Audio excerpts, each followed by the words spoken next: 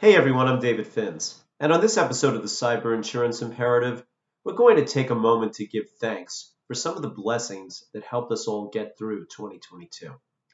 You know, when the Pilgrims came over on the Mayflower, their voyage was filled with peril. Disease and malnutrition struck many of the passengers, and when they landed at Plymouth Rock, they faced an uncertain future. But with some careful planning and the help of good folks like Squanto, they were able to enjoy a bountiful harvest. And that's a lot like the situation in which we find ourselves in the cyber insurance market. When 2022 began, the ransomware epidemic was in full swing, tensions were rising between Russia and Ukraine, and premiums were going through the roof. Some people were beginning to question whether cyber insurance would remain viable. Well, as we prepare to close the books on 2022, none of these problems have gone away entirely. But I think we'd all agree that the market is in a much better place than it was at the start of the year. So here are some things for which I am especially thankful. I'm thankful that the war between Russia and Ukraine hasn't resulted in the type of global cyber conflict some of us had feared. Now, please don't misunderstand me. The war is a tragedy. Thousands have died and millions have been displaced. Whole cities are in ruins.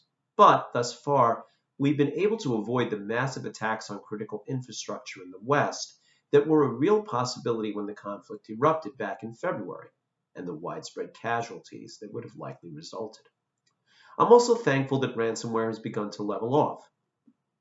There are several reasons for this: improved security on the part of businesses, stepped up enforcement that has nabbed at least some of the perpetrators, and the plummeting value of cryptocurrency, which makes the typical ransom payment a depreciating asset.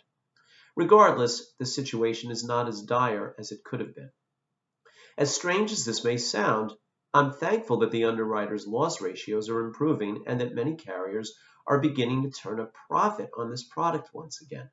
As I've said before, if the underwriters can't offer this product profitably, they won't offer it at all.